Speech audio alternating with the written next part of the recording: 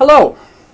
We are looking at the subject of the Olivet Discourse. This is Matthew chapter 24.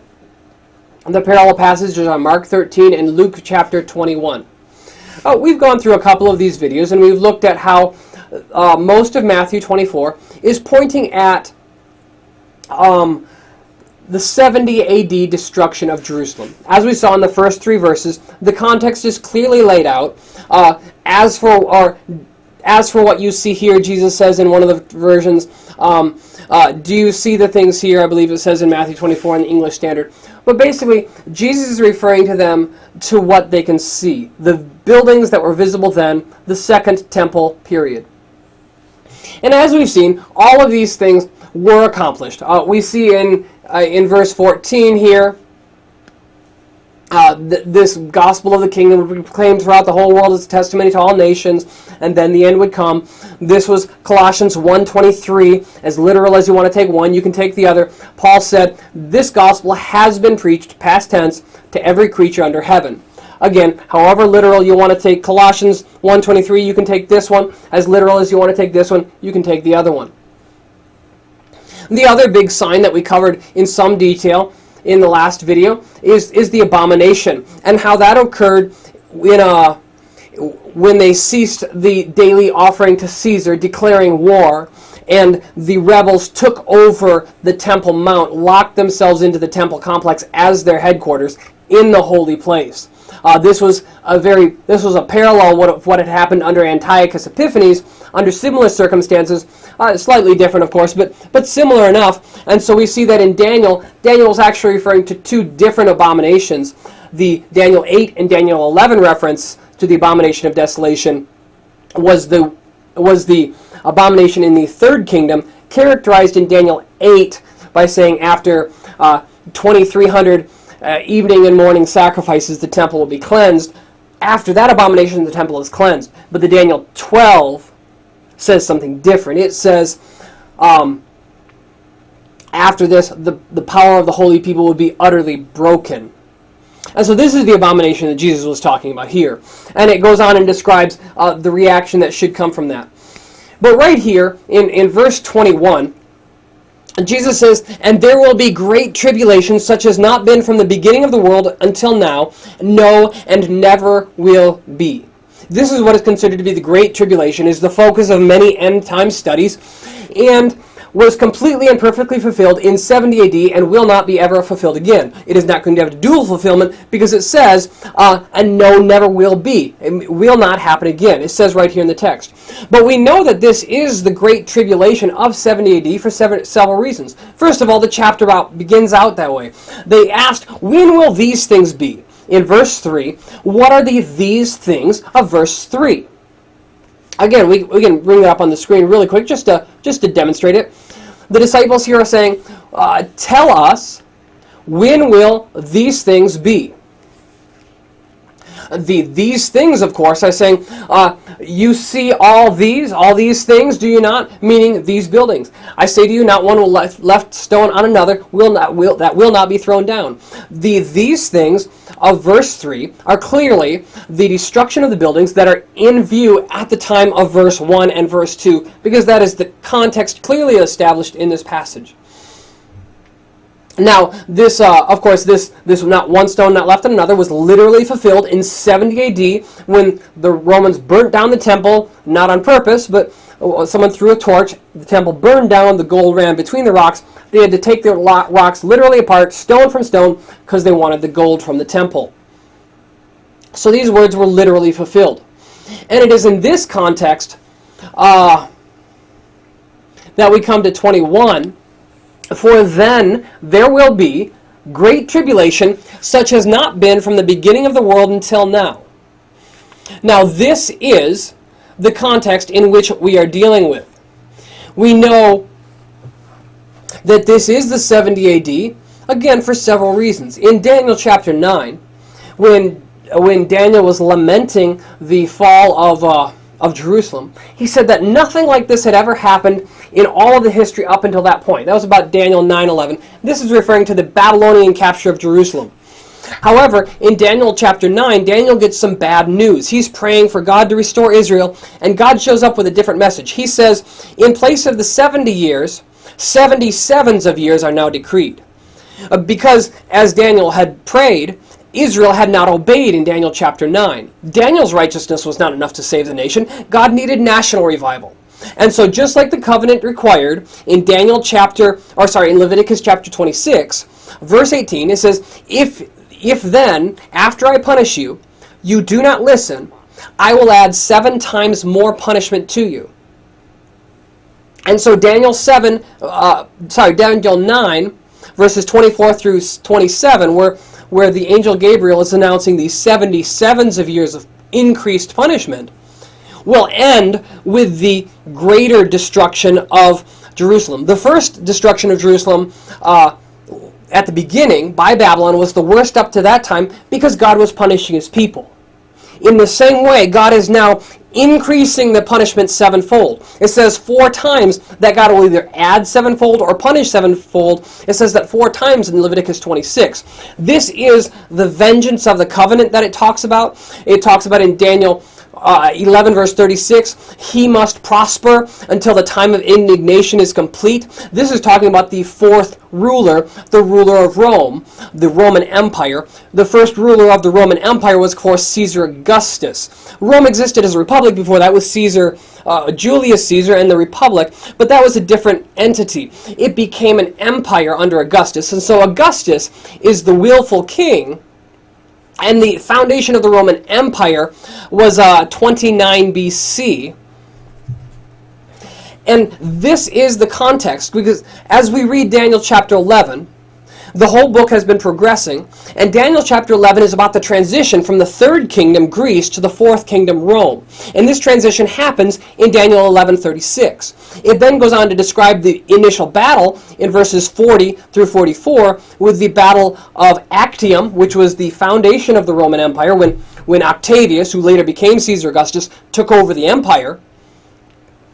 But all of this sets the stage to bring us to Daniel chapter 12, verse 1. Let me just bring that up really quick, because this is the other reference that people use for, there we are, Daniel chapter 12, verse 1. This is the other reference that is used for the Great Tribulation, parallel to Matthew 24, verse 21. At that time shall arise Michael the prince, the great prince who has charge of your people, and there shall be a time of trouble, also known as the Great Tribulation of Matthew 24, 21, such as never been since there was a nation till that time. So in Daniel chapter 9, Daniel said this is the worst catastrophe that has ever happened in the entire world. He is finishing his book by being told that there will be the greatest tribulation ever. It will even surpass Jerusalem. And why? Because again, God is punishing his people 7 times more here, according to Leviticus chapter 26. This is the vengeance of the covenant. This is the time of indignation or wrath that God talks about in Leviticus 26. Because the people, even after they were punished, even after they were in Babylon for 70 years, they still didn't listen. And so we see here, there shall be a time of trouble such as never been since there was a time their nation till that time. I'm sorry, stumbling over my words a little bit. But at that time, your people shall be delivered, everyone whose name shall be found written in the book. And so this is looked at as the other passage for the Great Tribulation. And the question is, when is this pertaining to, of course? Well, we only have to step back a couple of verses.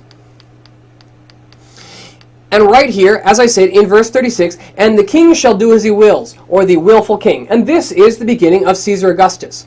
And we know this because this is the 4th kingdom, and it says, he shall prosper till the indignation is accomplished. For what has been decreed shall be done. This decree goes back to Daniel 9, verse 24. 77s are decreed upon your people. And this 4th king, the 4th king of Daniel 2, the 4th beast of Daniel 7, shall prosper until this time of indignation is accomplished. For what is decreed shall be done. All throughout this chapter, of course, it talks about the king of the north and the king of the south. Well, this is a reference at the beginning of the chapter. After Alexander the Great died, the great horn, the big horn, it was split up to the 4 other horns, and these were spread out to the the 4 points of the compass, as it says in the New American Standard, or the 4 cardinal directions. And so that's why we have the king of the north and the king of the south. And here is the transition between the kings of the north and the kings of the south, who of course are kings of Greece, because Alexander split into the 4 kings, and these are the four cardinal directions. The king of the north and king of the south are always Greek kings. And right here is the transition, and we see that historically, Octavius, or Caesar Augustus, became the leader of the Roman Empire. Rome became the empire, and he battles here back and forth with the king of the south and the king of the north. The king of the north is Mark Antony. The king of the south here happens to be a woman, Cleopatra, down in Egypt.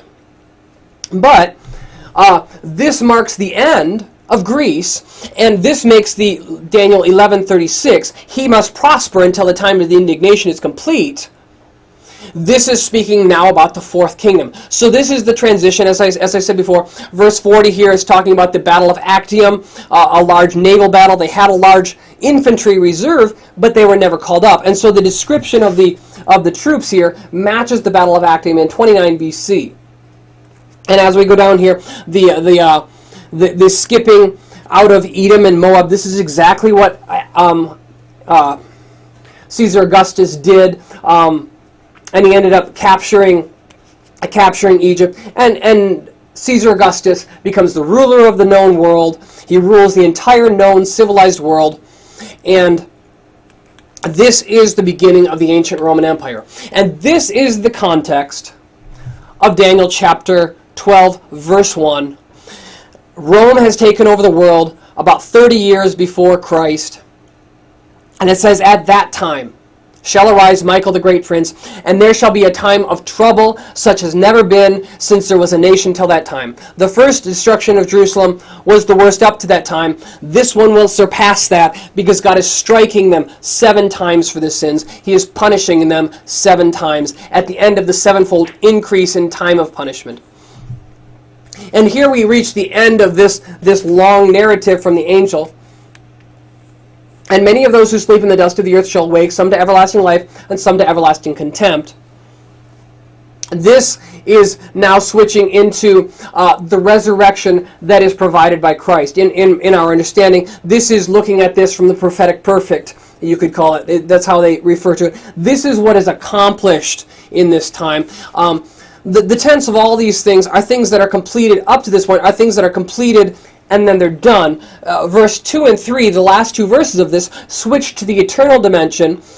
They switch to things that do not end, and these are what are accomplished at the end of this period. And many of those who sleep in the dust of the earth shall awake, some to everlasting life, and some to shame and everlasting contempt. And those who are wise shall shine like the brightness of the sky above, and those who turn many to righteousness like the stars forever and ever. This is talking about the kingdom of God. This is talking about the introduction. It isn't all, this part does not have to be completed in the fullness of it. This is talking about prophetic perfect, about what the final outcome is. God is looking here to pronounce hope on his people. He's looking for a promise and a blessing. This goes hand in hand with the promise of the kingdom in Daniel chapter 2 and Daniel chapter 7. But the main point that is to be drawn out of here is that this great tribulation of Daniel 12 verse 1 then is the same great tribulation, let me just scroll down to Matthew 24, is the same great tribulation of Matthew 24:21, and both of them, as we've demonstrated, both of them point very clearly to 70 AD. Now, I believe that I can say, without stretching things too far, that you can make a very strong case that these things did happen. The only question comes a little bit later, down here in verse 29, where it's talking about the second coming, which I'm not saying has happened. The second coming is future. Many people will take this down here and they will say that it's still, or that many people will actually try to make a case that the second coming occurred in 70 AD as well, and that's not where we're going. We're going to break that into another video, but for right now, the great tribulation of Matthew chapter 24 and of Daniel chapter 12 was fully fulfilled, and of course it never will be again, was fully fulfilled in 70 AD. Now, you can watch our other videos for the further development of this and to see why this is the case, but all of the things happened leading up to it. As many people put it, all of these things happened in the time leading up. The only thing that seems to be missing for a complete fulfillment of this, as many people put it, is this second coming down here. And there's a very good reason why that is still in the future. And we'll get to that in a little bit. Thank you.